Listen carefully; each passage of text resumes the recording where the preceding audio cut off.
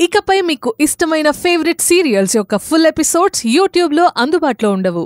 కేవలం సన్నెక్స్లో మాత్రమే ఫ్రీగా చూడొచ్చు. ఏంటి నాకు ఈ పరిస్థితి?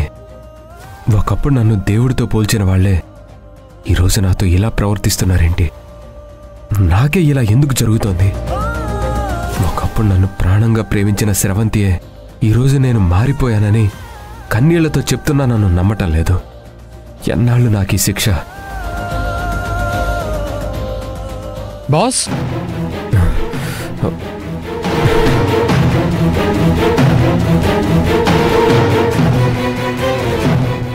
ఏంటి సీను ఈ క్యారియర్?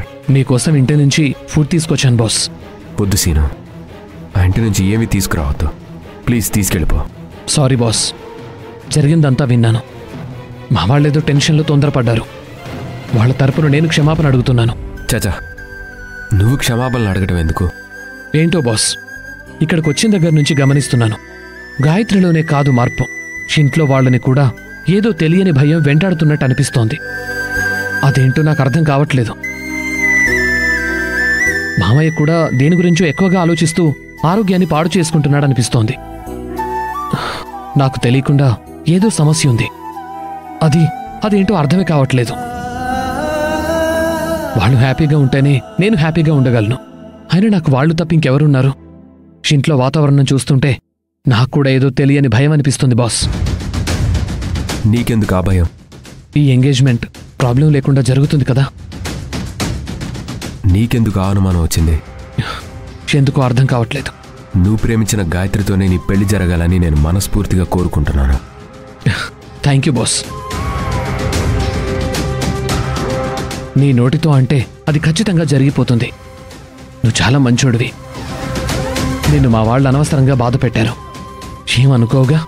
చచా, అలా ఏం లేదు. పైగా ఇందాకటి నుంచి మామయ్య కూడా ఏదో మూడ్ ఆఫ్లో ఉన్నారు. ఏమైంది? మా మామయ్య ఫ్రెండ్ వరహాల్ రావన్ ఒక ఆయన ఉన్నారు. ఆయన కూతురు చనిపోయింది. అయ్యో, ఎలా? రీజన్ ఏంటో నాకు పూర్తిగా తెలియదు బాస్. కానీ అతనికి కూతురు అంటే పంచ ప్రాణాలట. కూతురు దూరం అయ్యాక ఆ తండ్రి పరిస్థితి ఎలా ఉంటుందో అని మా మామయ్య కన్నీళ్లు పెట్టుకుంటున్నారు.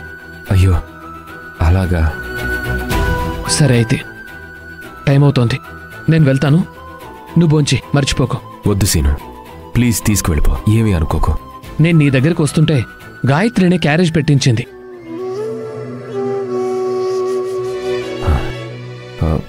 నిజమా? అవును. ఇందాక అత్తయ్య మామయ్యతో పాటు గాయత్రి తొందరపడిందని బాధపడింది. ఎలాగో వెళ్తున్నావు కదా, మీ ఫ్రెండ్ క్యారేజీ తీసుకెళ్ళని ఇచ్చింది. తానంత ప్రేమగా పెట్టించినందుకైనా సరే నువ్వు భోంచెయ్యి. వెళ్ళొస్తాను.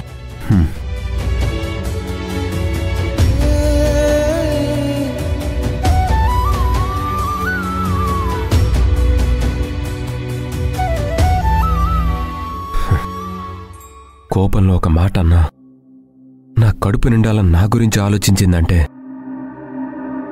తను నా స్రవంతియే. మరి గాయత్రి ఏమైపోయి ఉంటుంది? హరినాథ్ గారి ఫ్రెండ్కి కూతురు దూరం అయినట్టే గాయత్రికి కూడా జరగరంది ఏమైనా జరిగిందా? ఆ నిజాన్ని దాచిపెట్టి స్రవంతి గాయత్రిలా నటిస్తోందా? ఏదో బలమైన కారణమే ఉండుంటుంది. ఏం జరిగిందో తెలుసుకోవాలి. ఇప్పుడు నేనేం చేయాలి? కళ్ళ ముందే నిశ్చితార్థం కనిపిస్తోంది. నన్ను నేను మోసం చేసుకోలేను. అమాయకుడైన సీనుని కూడా మోసం చేయలేను. ఏంటి దారి?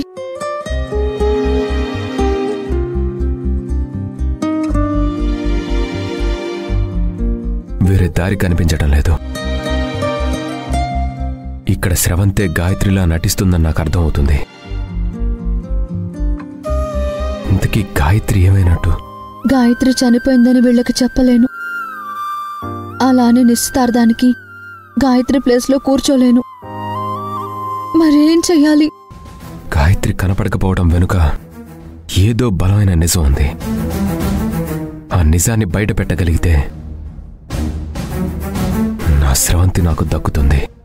ఇక్కడ ఇన్ని అవమానాలు ఎదురవుతున్నా కూడా రిషి తల వంచుకొని అన్నీ భరిస్తున్నాడంటే రిషి మారాడా? అసలు అతన్ని ఎలా నమ్మేది?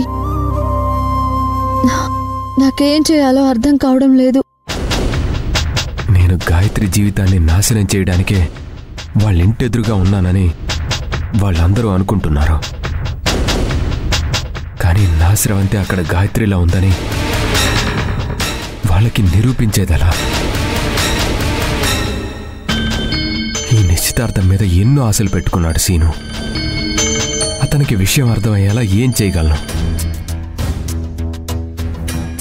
ఎవరో ఫ్రెండ్ కూతురు చనిపోయిందంటేనే నాన్న ఇంత బాధపడుతున్నారు. తన కూతురు గాయత్రి ఈ లోకంలో లేదని తెలిస్తే అసలు ఆయన ఏమవుతారు? సీను ప్రాణాలతో ఉంటాడా? భగవంతుడా, ఇప్పుడేం చేసేది?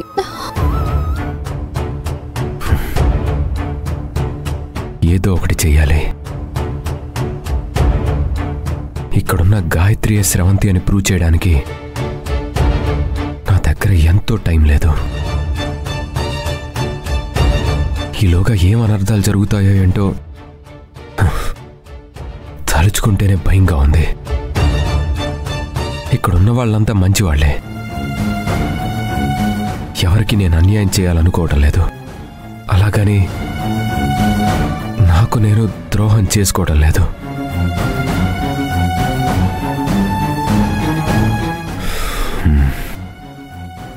నాకొక్కటే దారి కనిపిస్తోంది.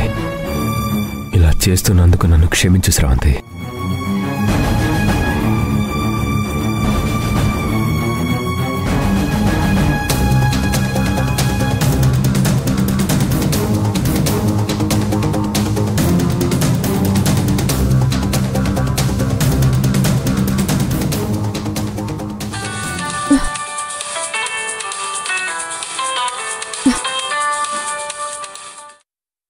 హలో, ఎవరు?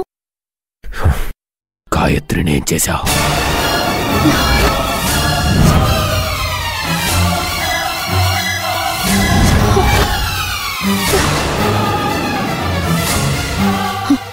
ఎవరు మాట్లాడుతున్నారు?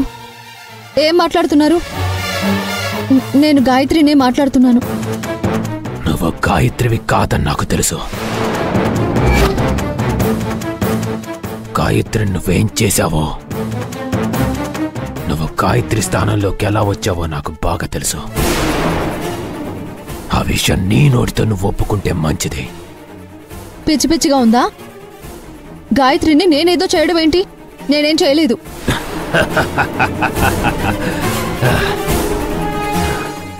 గాయత్రి నువ్వేం చేయలేదంటే నువ్వు గాయత్రివి కాదనే కదా.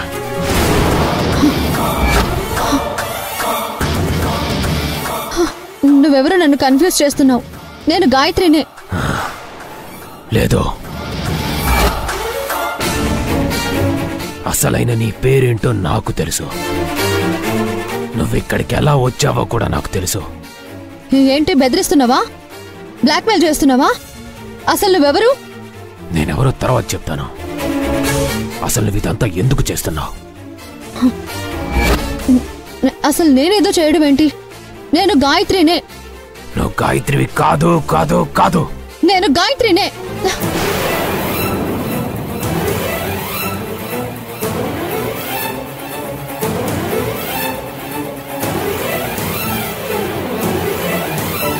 తను నిజంగా గాయత్రి అయితే ఇంత ఆవేశపడాల్సిన అవసరం లేదు.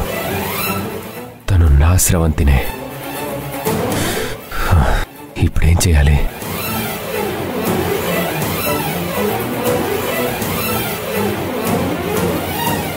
ఇదంతా ఎవరు చేస్తున్నారు?